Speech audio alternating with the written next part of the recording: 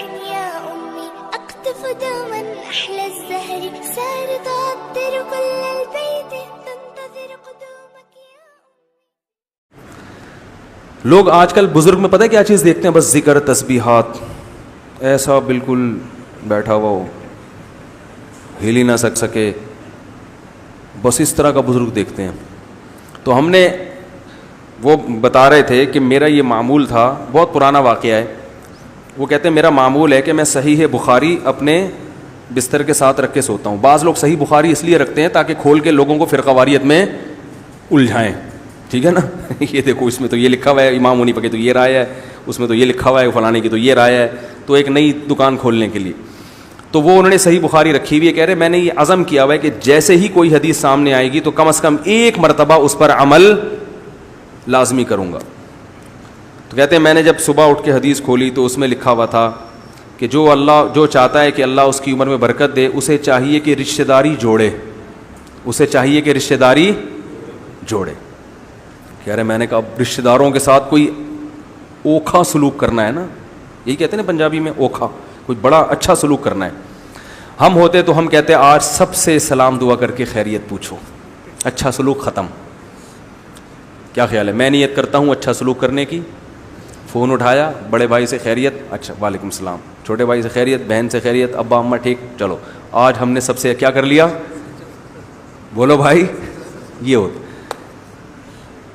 تو کہتے ہیں کہ اللہ کی قدرت کہ کہتے ہیں کہ میرا ایک شاگرد تھا. ہاں کہتے ہیں میرے پاس، یہ پرانی بات ہے نا، تو میرے پاس کچھ پیسے پڑے ہوئے تھے، 25,000 روپے. وہ 25,000 اس وقت ایک رقم تھی اور ان کے لیے تھی، کیونکہ ان کے پاس تو 25 بھی نہیں تھے نا. جو غریب ہو اس کے لیے تو 25,000 بہت ہے نا. تو میرے پاس پڑے ہوئے تھے کتنے؟ 25,000. تو وہ میں نے اپنی کسی ضرورت سے رکھے ہوئے تھے. کہہ رہے ہیں بالکل وہی ضرورت میرے بڑے بھائی کو بھی تھی. کہہ رہے میں نے کہا اچھا سلوک کا تقاضا یہ ہے کہ اپنی ضرورت کو قربان کر کے بڑے بھائی کی ضرورت پوری کر دو. کہہ رہے ہیں وہ 25,000 میں نے اٹھا کے ان کو ہدیہ دے دیے، گفٹ کی آپ کو گفٹ ہے. ان کو یہ نہیں بتایا کہ ایکچولی ضرورت تو مجھے تھی، مگر خون تو خون ہوتا ہے نا. ہمارے یہاں آٹھا نے کسی کو دے گا اور ڈائلاگ ایسے مارے گا مگر اپنا خون تو کیا ہوتا ہے، ایسا نہیں. بس یہ جی ہدیہ دے دیا ان کو اور اپنی ضرورت کو کیا کر دیا؟ قربان. کہہ رہے ہیں اگلے دن کیا ہوا کہ ایک آدمی آیا جو میرا ہی شاگرد تھا اور خاندانی کنجوس مشہور تھا. اس کے بارے میں یہ تھا کہ مالدار بہت ہے مگر آج تک اس نے کسی کو کبھی ہدیہ، کوئی گفٹ اس کی جیب سے کسی کے لیے کبھی نہیں نکلا. کہہ رہے وہ آیا اور اس نے بڑی لجاجت کے ساتھ، بڑی عاجزی کے ساتھ 2.5 لاکھ روپے مجھے گفٹ دیے، جو بالکل توقع کے برخلاف. 2.5 لاکھ روپے گفٹ دیے. کہہ رہے میں نے کہا یہ 2.5 لاکھ، ابھی میں نے 25,000 دیے اور کتنے آ گئے؟ 2.5 لاکھ 25,000 کا کتنا ہوتا ہے؟ 10 گنا. اللہ نے کہا نا ایک کے 10 دوں گا. اب یہ دوسری آزمائش تھی. ہم ہوتے ہم کہتے ماشاءاللہ آ گئے، چلو جی اللہ کی نعمت.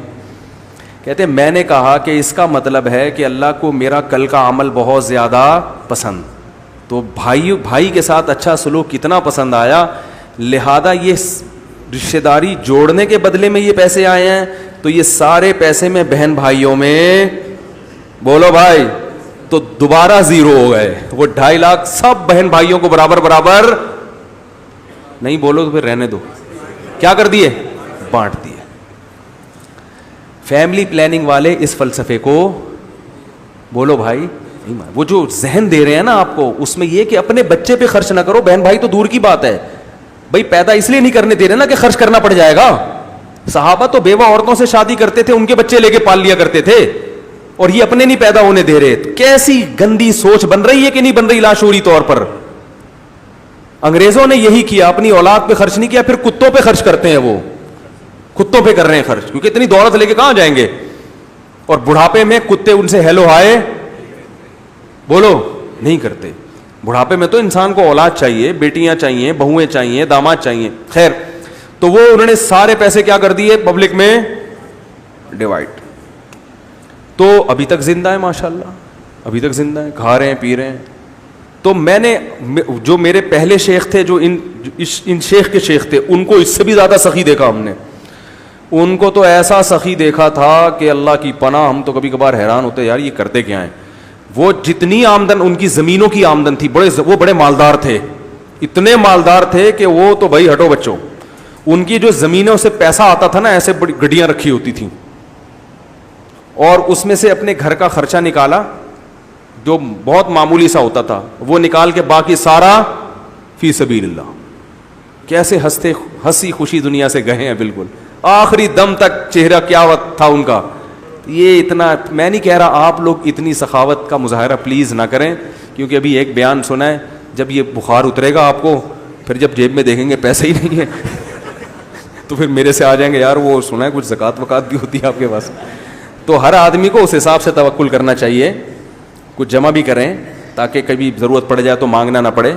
تو لیکن یہ جو ذہن بنایا جا رہا ہے, لادین قوتیں یہ کنجوسی والا ذہن بنا رہی ہیں, اور اللہ کو اوپر والا ہاتھ نیچے والے ہاتھ سے زیادہ محبوب ہے, کیونکہ اللہ سخی ہے. نبی نے فرمایا اللہ سخی ہے, سخاوت کو پسند کرتا ہے, اور سخی آدمی اللہ کے بھی قریب, جنت کے بھی قریب, لوگوں کے بھی قریب. اور نبی نے فرمایا کہ جو کنجوس آدمی ہے وہ اللہ سے بھی دور, اور جنت سے بھی دور, جہنم کے قریب, اور لوگوں سے بھی دور.